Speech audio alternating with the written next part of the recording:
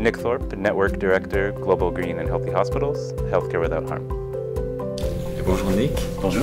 Donc tu travailles pour un organisme qui s'appelle Healthcare Without Harm. Est-ce que tu pourrais nous expliquer c'est quoi la mission de ton organisme puis quand ça a été fondé? Oui. Alors Healthcare Without Harm, c'est une organisation non gouvernementale comme SSR. C'est une organisation qui était fondée en l'année 1996 à Boston avec la mission de transformer le secteur de santé. C'était une mission de réduire l'empreinte environnementale du secteur de santé et en même temps de voir les hôpitaux, les systèmes de santé d'être comme un endroit communautaire, un endroit qui peut parler pour la communauté, qui peut protéger la santé du public, la santé environnementale et qui vraiment travaille comme un partenaire avec les hôpitaux, qui les aide à faire ces changements, de penser de ce qu'ils font, comment est-ce qu'ils peuvent protéger la communauté, ils peuvent protéger les patients, ils peuvent protéger l'environnement et de le faire à plusieurs des niveaux. C'est avec les hôpitaux, vraiment, mais c'est aussi de travailler avec les ministères, des gouvernements, des autres organisations comme SSR, de le faire ensemble. Alors nous avons un réseau, mais nous sommes aussi un réseau des organisations qui le font autour du monde. OK. Puis là, tu dis qu'on a été créé en 1996. Est-ce que tu peux nous expliquer un petit peu c'est quoi le type de personne au début qui a démarré ça? SSE, nous, on est issus du réseau de la santé. C'est vraiment des professionnels du réseau de la santé qui l'ont démarré. Est-ce que c'est un peu la même chose avec Healthcare Without Harm? Oui, Healthcare Without Harm, c'était fondé par des médecins, des infirmières, des environnementistes qui ont vu un problème avec le secteur de santé. C'était un peu comme un paradoxe de voir que les hôpitaux soignent la communauté, les patients, mais en même temps, ils sont la cause des problèmes environnementaux et des problèmes de santé publique. Alors, c'était fondé avec une vue l'issue de mercure, l'issue de l'incinération des déchets, mais ça grandit beaucoup. Alors, c'est l'énergie. Comment est-ce que l'énergie que les hôpitaux utilisent, est-ce que ça cause des problèmes avec les changements climatiques? La nourriture, est-ce que c'est bon pour la santé? Est-ce que nous avons des McDo dans les hôpitaux? Ou est-ce que nous avons des légumes et de la nourriture qui est bon pour la communauté? Alors, ça évolue beaucoup, mais c'était fondé sur ces sujets. Mais maintenant, nous avons 10 sujets. C'est comme le transport, les achats, les produits chimiques, l'énergie, la nourriture. Et bien sûr, le changement climatique, ça devient peut-être le défi ou le sujet le plus haut qui contient tous les autres sujets. Okay. Puis là, tu nous as dit ça a été développé aux États-Unis. Là, vous en êtes rendu où? Est-ce que vous êtes un organisme qui travaille juste aux États-Unis ou vous travaillez un peu partout dans le monde? Est-ce que vous avez des bureaux à différents endroits? Comment vous travaillez avec les établissements? C'est une bonne question. Alors oui, c'était fondé aux États-Unis, mais maintenant nous avons des bureaux en Europe, à Bruxelles. Nous avons un bureau en Asie et aussi nous avons un réseau des partenaires. Alors ils ne sont pas des bureaux de Healthcare Without Harm, mais ils sont des partenaires stratégiques qui partagent notre mission. Alors nous avons des partenaires en Afrique du Sud, en Brésil, en Chine, en Inde et des autres pays qui partagent la mission et qui travaillent plus local. Ils travaillent où nous ne pouvons pas être. Mais nous partageons des programmes de recherche et notre travail, vraiment, c'est mondial. Et notre réseau, oui, c'était fondé avec les États-Unis, mais maintenant nous avons des membres dans plus de 80 pays autour du monde. C'est très intéressant de le voir comment ça avance et comment ça grandit autour du monde. Et pour nous, c'est un signal qui dit, ouais, le développement durable dans les établissements de santé, c'est un issue mondial. Ce n'est pas juste un issue qui est pour les pays qui sont développés, ce n'est pas juste un issue aux États-Unis, au Canada ou en Europe, mais vraiment c'est un issue pour tout le monde. Merci Nick d'avoir accepté notre invitation à notre colloque hier. Puis Ouais. justement, tu exprimais bien l'importance de ce réseau-là. Et ce qui est ressorti aussi du colloque hier, c'était vraiment l'importance de travailler ensemble, d'avoir une vision holistique. Comment on fait pour nourrir ce réseau-là, s'assurer, comme tu le dis si bien, de répondre, oui, c'est les mêmes enjeux, mais les contextes sont différents. Ouais. Comment s'assurer de bien nourrir ce réseau-là, puis de bien l'encadrer et tisser des liens? Ouais. C'était chouette de voir le réseau que vous avez construit ici et de voir toutes ces personnes et de voir que c'est vraiment vivant. Et je pense que notre réseau, c'est vraiment un réseau des réseaux. Alors nous pensons le réseau de SSE, c'est une partie de notre réseau. Et je pense que ça c'est la beauté de notre travail et que nous pouvons partager la même mission. Mais nous pouvons travailler plus local. Alors, vous comprenez le contexte ici au Québec. Notre partenaire en Afrique du Sud, il comprend le contexte, les lois, les règles, toutes les choses qui sont plus locales. Alors, nous pouvons partager un programme, une mission globale, mais de voir un contexte local. Et je pense qu'avec nos réseaux, c'est de penser comment nous pouvons avoir des échanges, pas juste locaux, mais d'avoir des échanges et de parler chacun autour du monde. Et ça, c'est pour nous ne sommes pas des experts. Oui, nous avons des experts sur les déchets, sur les produits chimiques, mais nous pensons de nos membres et nos réseaux et de vos membres comme des experts. Alors, pour moi, c'est de faciliter ces échanges, de créer, c'est comment nous pouvons créer un réseau qui est vraiment fort, qui est un réseau qui est local, mais qui est aussi mondial. Et ça, c'est pour avancer notre mission assez vite que possible. Nous ne voulons pas des hôpitaux qui sont juste sourds, qui essaient de faire ce travail, parce que c'est difficile.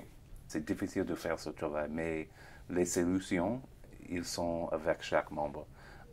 Ils sont avec nous aussi, mais nous pensons que l'intelligence, l'innovation, c'est avec les membres et de voir ces échanges comme hier, c'était un événement super parce que on peut voir comment les personnes vraiment aiment d'être ensemble, d'avoir des connexions, de créer des rapports. Et nous savons que ça va continuer.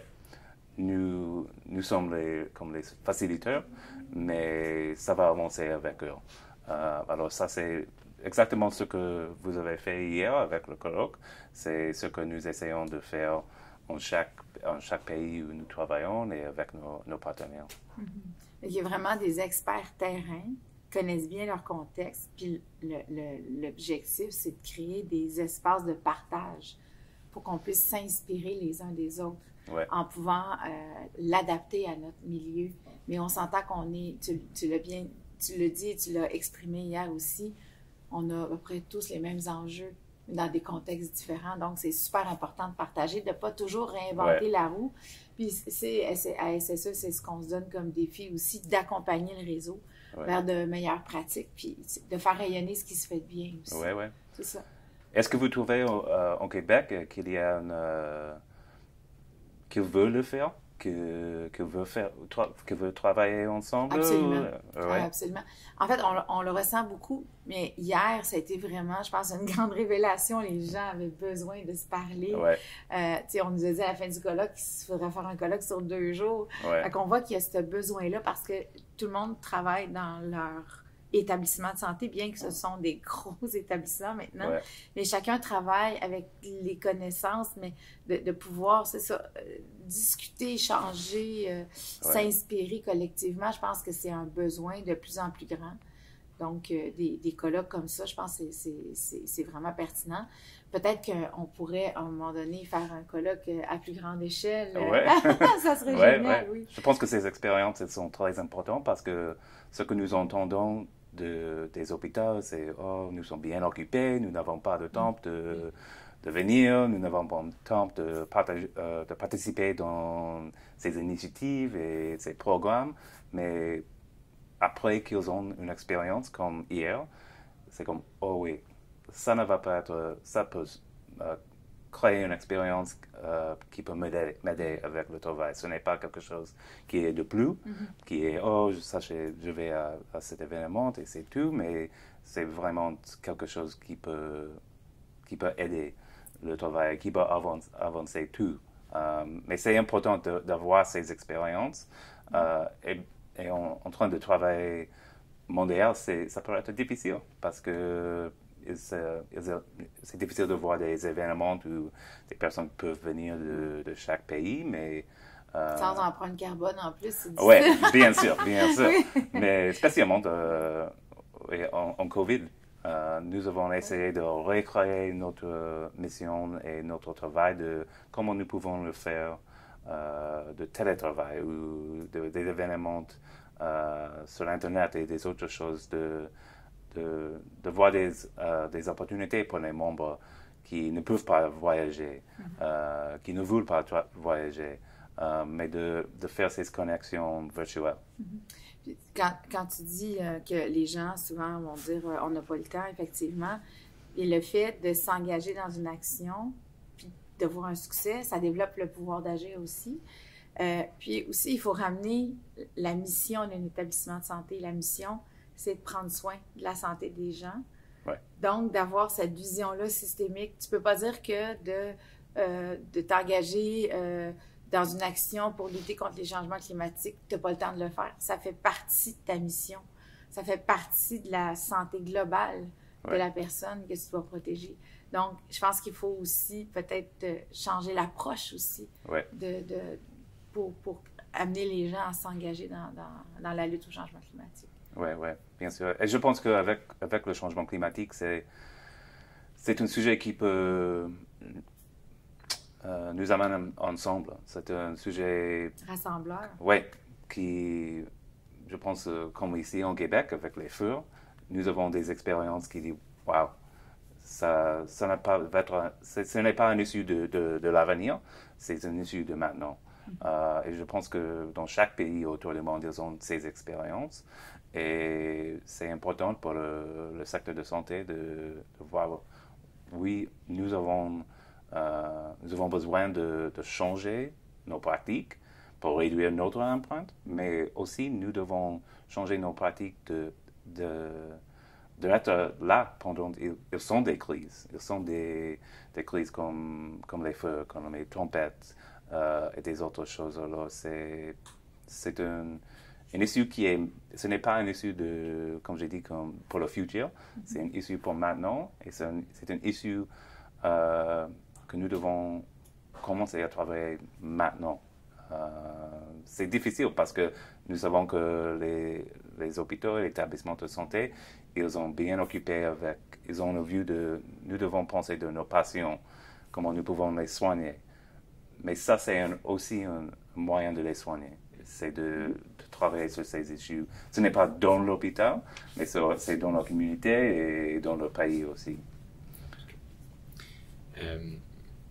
Là, c'est sûr qu'on parle de gestion de changement. On travaille avec beaucoup d'établissements. hier, je l'ai entendu beaucoup lors du colloque, et on n'est pas des spécialistes du développement durable, de la santé environnementale, de plein de choses. On connaît notre milieu, mais on a besoin d'être accompagné, éventuellement, on a besoin de leadership. Nous, notre expérience à SSE, et puis on le voit un peu ailleurs dans le monde, c'est pas les gouvernements qui sont les leaders dans ces dossiers-là. Les gouvernements sont généralement là pour répondre à des électeurs, puis ils essayent de trouver un entre-deux pour y répondre le mieux possible et être réélus. Donc dans ce contexte-là, ça prend des catalyseurs de changement. Et nous, on voit SSE comme ça, et je pense que Healthcare Rotterdam, c'est ce rôle-là qui joue aussi, donc d'amener les gens à travailler, à envisager peut-être des enjeux qu'ils n'avaient pas envisagés. Ouais. Comment vous travaillez sur cette notion-là de catalyser le changement un peu partout dans le monde, directement avec les établissements? C'est quoi votre recette à Healthcare Rotterdam pour faire ça? Ouais. Je pense que c'est de travailler sur plusieurs niveaux. Alors, nous travaillons avec des hôpitaux qui vont faire ce travail. Nous avons des ressources, des outils.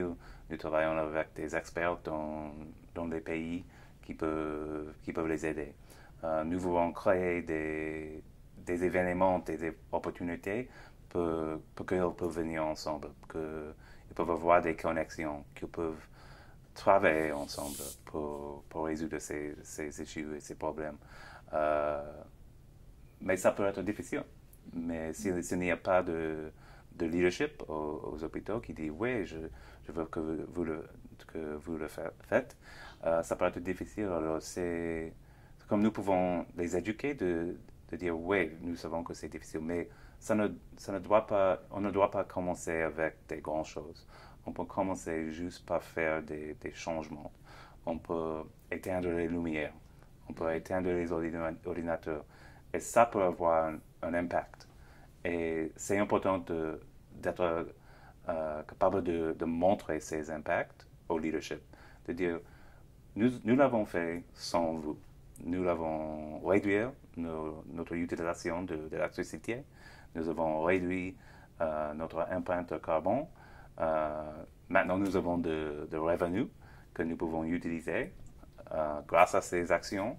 Et ça, c'est ce que nous voyons autour du monde de comment la porte peut être ouverte. Comme leadership, dire oh, vous l'avez fait sans moi et sans les investissements pour ce travail, mais vous avez créé des revenus, vous avez un impact qui est bon pour notre hôpital, qui est bon pour la santé environnementale. Quoi d'autre est-ce que nous pouvons faire? Alors c'est avec le niveau jusqu'à la terre, je pense, avec les hôpitaux, mais c'est aussi en même temps d'essayer de créer l'espace pour le changement plus grand. Alors comment est-ce que nous pouvons travailler avec des gouvernements, le ministère de Santé, les départements de santé dans le pays, pour expliquer voilà ce qui est possible. C'est bon pour la santé, c'est bon pour le business, et c'est bon pour la communauté aussi. Alors, c'est ces deux niveaux, je pense que c'est important. Mais bien sûr, il y a des gouvernements qui disent non, ce n'est pas pour nous maintenant. Et pour nous, c'est comme nous allons le faire sans vous ou avec vous. Mm-hmm. C'est votre décision. Ça serait bien mieux que c'est avec vous parce que nous pouvons faire des grands changements, mais nous allons le faire avec les hôpitaux si ce n'est pas quelque chose que vous voulez faire maintenant. Puis comment ça se passe, par exemple? Nous, on a un dicton en français qui dit « Nul n'est prophète en son pays », qui s'applique très bien à SSE. Vous, par exemple, aux États-Unis, est-ce que vous êtes capable de faire ce lien-là avec le gouvernement, avec la Maison-Blanche? Vous en êtes où dans ces liens-là, justement, vous êtes issu des États-Unis, est-ce que vous avez des bonnes relations? Puis on sait que les gouvernements changent. Ouais. Est-ce que ces relations-là, elles restent et vous arrivez à les maintenir dans le temps? Ça change beaucoup avec le changement des politiques, alors c'est difficile, mais nous avons notre mission. Et encore, nous voulons travailler avec le gouvernement parce que nous pouvons avoir un impact qui est beaucoup plus grand. Et maintenant, il y a des initiatives de gouvernement et le département de santé pour engager les établissements de santé de le pousser de faire ce travail. Mais ça peut changer. Et je pense que c'est important d'être agile, de travailler avec les changements de temps et aussi de voir notre corps dans le réseau. Parce que ça, c'est important pour nous de toujours avoir des bons rapports, de travailler avec les hôpitaux parce qu'on ne sait pas ce que va passer avec le gouvernement et les politiques. Oui, nous avons une initiative qui est super maintenant, mais peut-être ça ne va pas exister dans 3 ans ou 4 ans. Alors, je pense que tout change très, très vite maintenant, mais oui, c'est important de travailler avec eux, mais aussi d'être capable de travailler sans eux. J'ai une sous-question. Ouais. Aux États-Unis, est-ce que le ministère de la Santé et de l'Environnement travaillent ensemble? Parce qu'ici, on a l'impression qu'ils travaillent en silo. Ouais. Et on sait que la santé et l'environnement, c'est indissociable. C'est difficile d'y arriver, d'avoir cette vision systémique-là. Ça se passe comment aux États-Unis? Oui, ils sont des silos aussi. Ah, oui. Et autour du monde, c'est comme ça partout. C'est comme ça. Mais ce que nous faisons à Healthcare Without Harm, c'est d'essayer d'expliquer que le changement climatique, c'est une issue de la santé. Mm-hmm. C'est une issue environnementale, vraiment, mais c'est une issue de la santé publique aussi. Et d'essayer de changer le narratif et comment nous parlons de ça, de dire que nous voulons travailler sur ce sujet, d'aider les hôpitaux d'adresser le changement climatique, mais pour la santé publique. Et c'était quelque chose qui n'est pas un changement facile, mais ça commence. Et ça commence de se passer avec l'OMS, avec NU, et dans les années passées, c'est un changement qui bouge un peu lentement, mais ça arrive maintenant. Et je pense qu'il y a beaucoup des opportunités qui n'existent pas dans les années passées, mais qui vont exister maintenant et dans l'avenir. Alors, c'est une opportunité, je pense, que pour nous, d'entrer ces discussions et d'essayer de créer des changements au niveau mondial. Qui peuvent aider tous nous avec notre travail. Donc, restons positifs et voyons les changements climatiques comme une belle opportunité.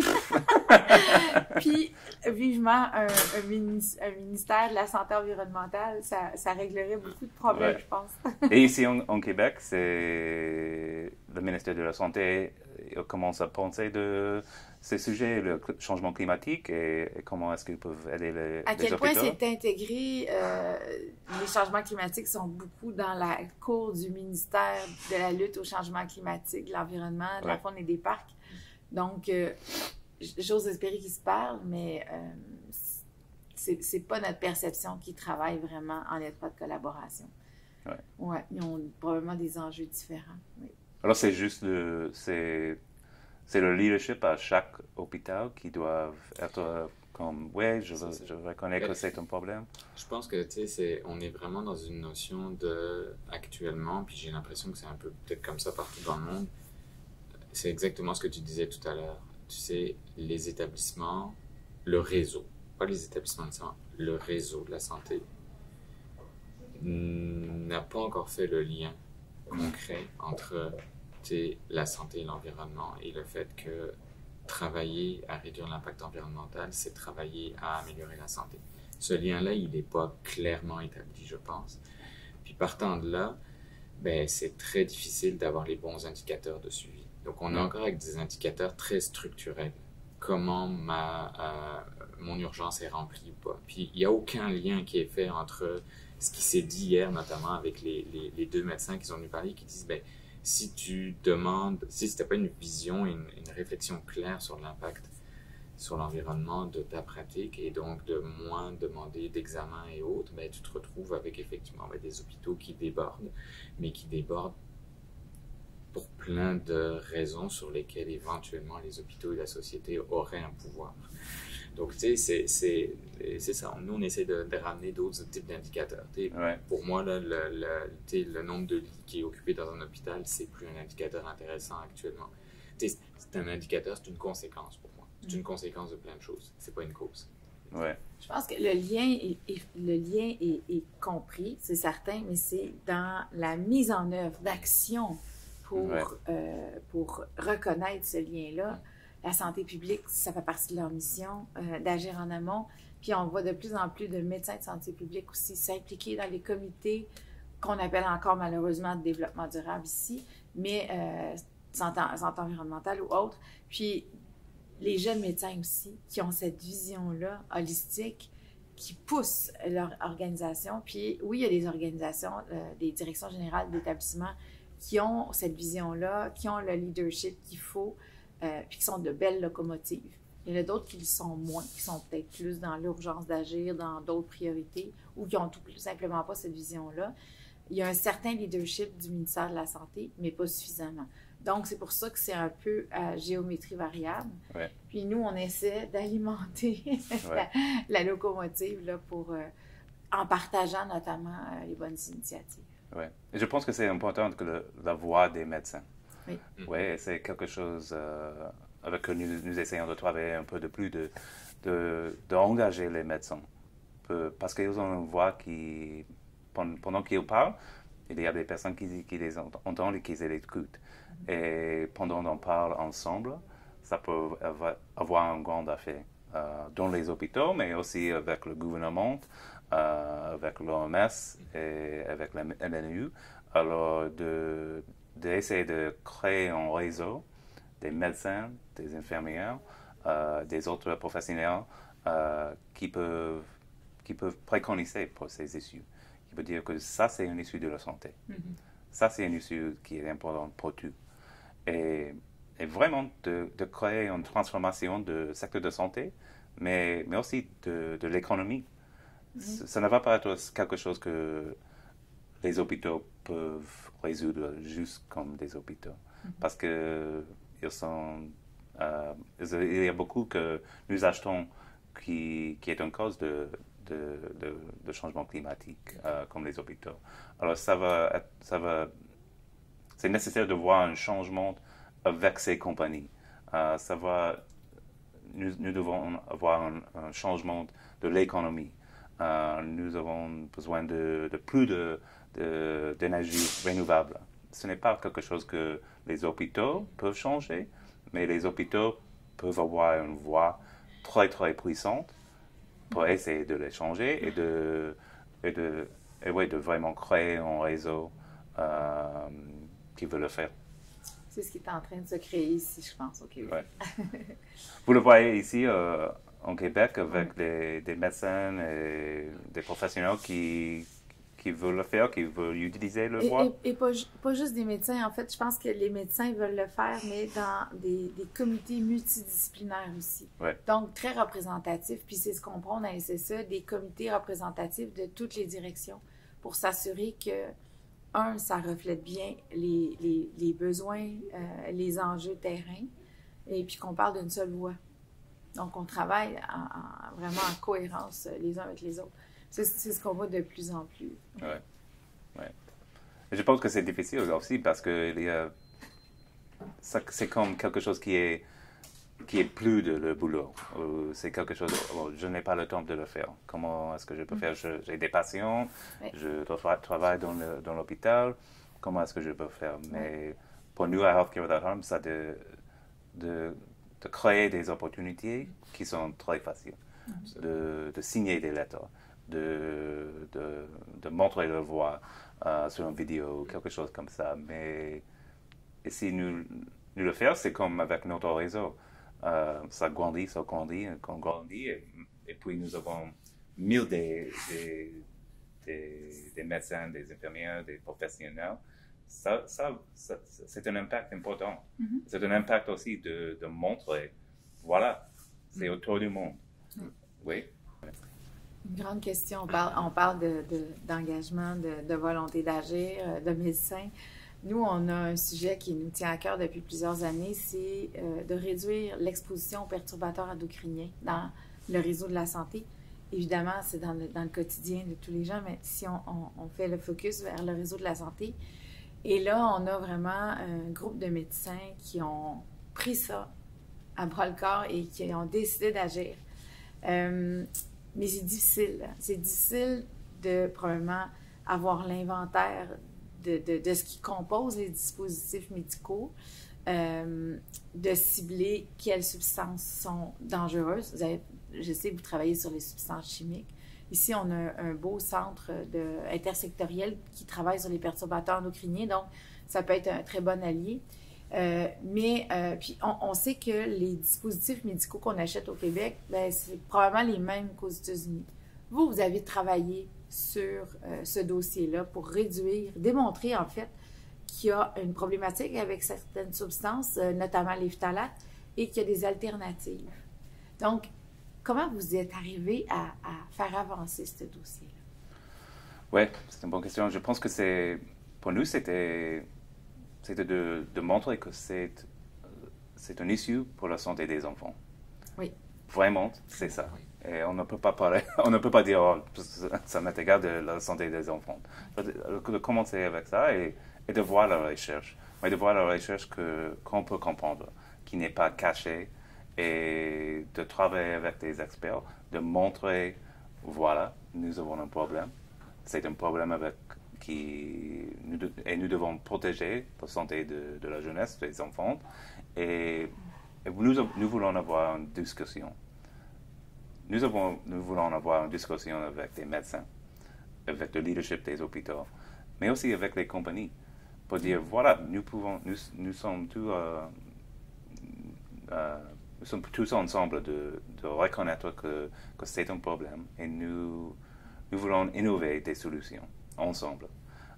Ce n'est pas facile, c'est difficile en chaque pays, mais je pense que c'est de rouvrir la porte.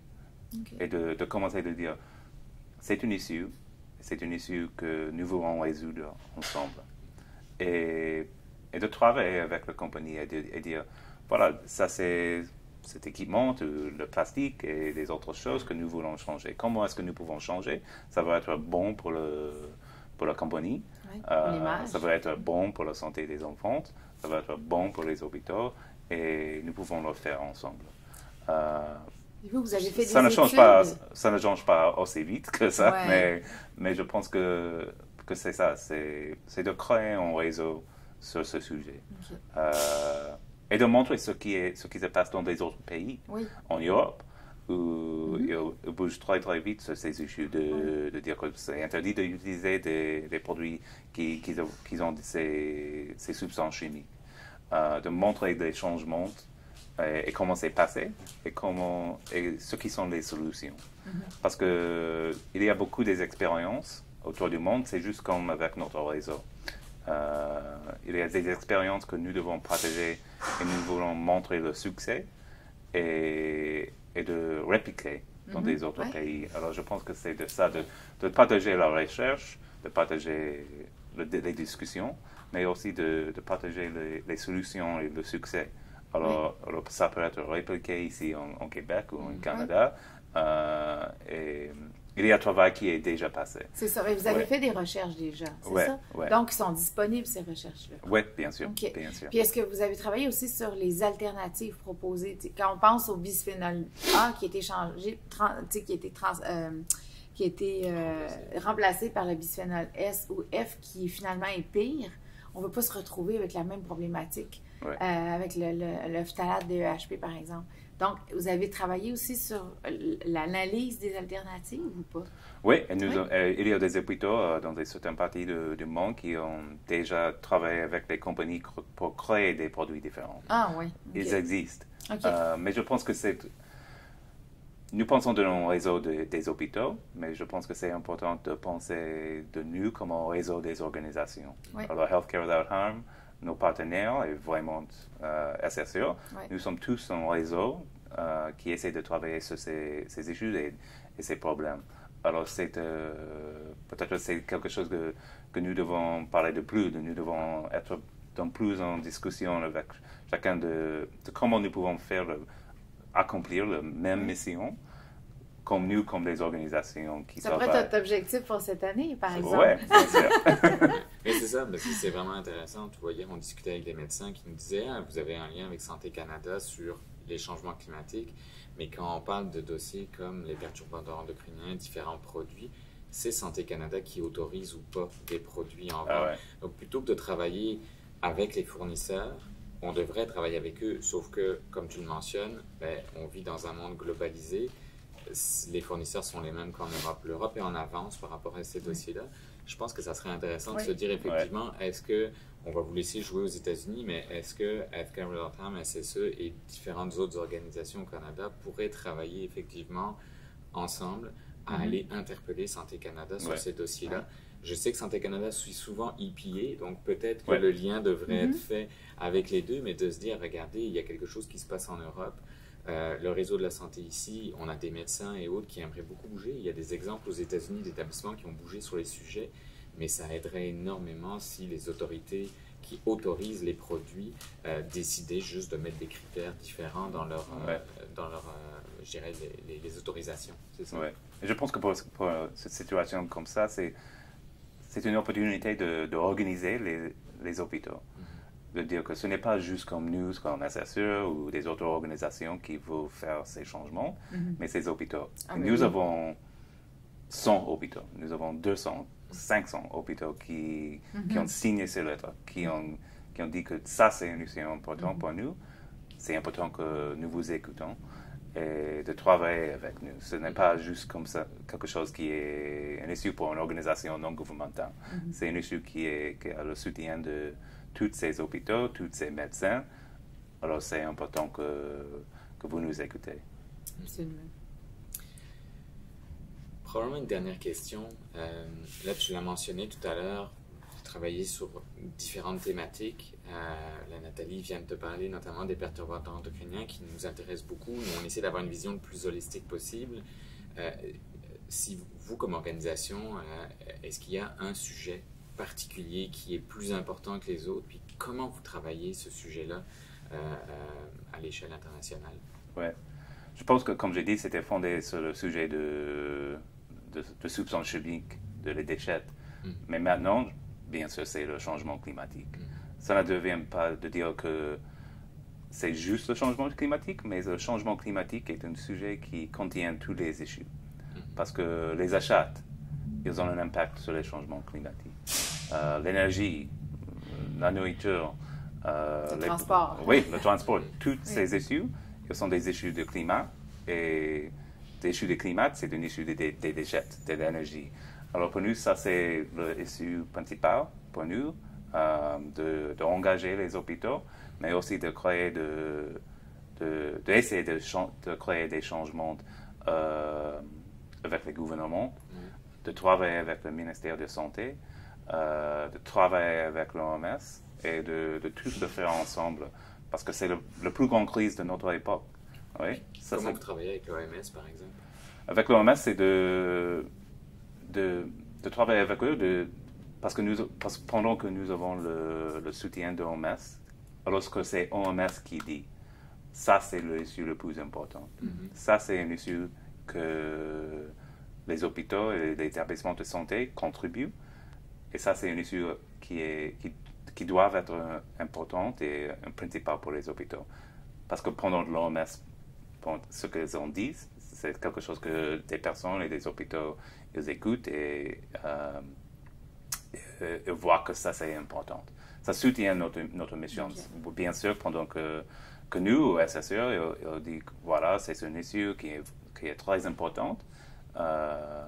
C'est quelque chose que les hôpitaux ils écoutent, ils disent OK, mais avec le soutien de l'OMS et de l'ANU, ça devient plus fort, notre voix.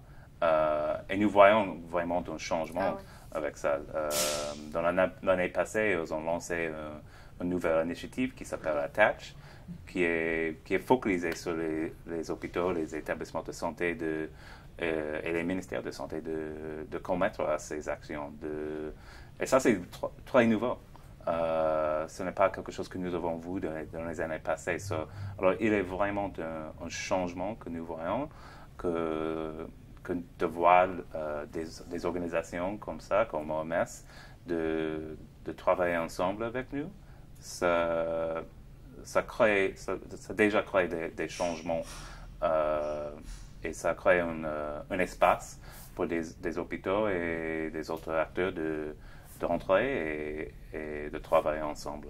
C'est très intéressant de voir ces changements, c'est très positif et c'est quelque chose que nous avons besoin de se passer plus vivement parce que le changement climatique, ça n'arrête pas. Comme j'ai dit, ce n'est pas une issue de l'avenir, du futur, c'est une issue de maintenant et oui, c'est l'issue le plus principal et c'est l'issue qui, comme j'ai dit, qui contient les autres. Alors, c'est quelque chose qui unifie tout. Puis là, donc, tu me dis, bon, ça c'est un exemple, je dirais, de très haut niveau d'intervention. L'OMS, là, c'est difficile de faire plus haut. Mais concrètement, sur le terrain, avec les établissements, vous les engagez comment? Parce que c'est clair qu'on est encore une fois dans la gestion du changement. Puis, est-ce que les gens répondent bien à vos demandes? Mais concrètement, qu'est-ce que vous leur offrez pour les aider à s'engager là-dedans? Alors, nous avons créé une initiative qui s'appelle le Défi Climat. C'est une initiative pour des hôpitaux qui peuvent commettre à ces issues, qui peuvent dire, ouais, nous reconnaissons que l'issue climatique, c'est quelque chose que les établissements de santé contribuent. Et aussi, il y a une mission que nous devons avoir de le reconnaître et de voir des changements. Et dans cette initiative, nous avons des outils, nous avons des opportunités d'éduquer ces hôpitaux. Nous avons des experts. Nous créons comme un petit réseau dans notre réseau, ce qui est focalisé sur le climat de santé. Parce que nous savons que c'est difficile. Ce n'est pas quelque chose que, oh oui, nous avons résolu ce problème, pas de problème. Ce n'est pas difficile, mais c'est quelque chose que nous devons créer comme une communauté des pratiques dans le réseau. Parce que nous savons qu'il y a des experts déjà dans notre réseau. Il y a des hôpitaux, juste comme ici en Québec, qui ont des expériences. Alors c'est nous comme une organisation qui peut les éduquer, mais aussi nous voulons créer l'espace pour les hôpitaux d'éduquer chacun. Alors, ouais. Et donc, peut-être, finalement, je pense que ça ressemble beaucoup votre vision à notre vision, que rien ne ressemble plus à un établissement de santé qu'un autre établissement de santé. Donc, finalement, c'est peut-être plus pertinent d'aller discuter avec un établissement chinois que d'aller discuter avec l'usine qui se trouve à côté de chez nous, parce que les enjeux sont beaucoup plus similaires que, même si localement parlant, on a, je dirais, cette proximité là. Un hôpital est plus proche d'un autre hôpital que d'une usine qui construit des autos, par exemple. C'est un peu ça l'idée du réseau de Healthcare Rotterdam au final. Oui, bien sûr. Oui, nous reconnaissons que le contexte est différent. Il y a des différences dans des pays, mais oui, l'enjeu et le défi, c'est le même. Nous savons qu'il y a des hôpitaux différents dans chaque pays. Il n'y a pas un hôpital qui est l'exact d'un autre, mais il y a beaucoup de similarités et beaucoup des opportunités de travailler ensemble parce que à la fin de la journée, c'est la même. Les issues sont les mêmes, les problèmes sont les mêmes, l'opportunité c'est la même. Et de voir ces échanges, si c'est dans la même province ou État ou pays ou dans des pays différents, il y a beaucoup d'expériences de partager. Et nous n'allons pas résoudre le problème, comme j'ai dit en avant, juste par travailler sous. Ce n'est pas possible. Nous n'avons pas de temps. C'est quelque chose que nous devons avancer très très vite, aussi vite que possible. Et c'est quelque chose que nous devons faire ensemble. Merci infiniment, Nick. Merci beaucoup. Pour ce beau partage. Merci.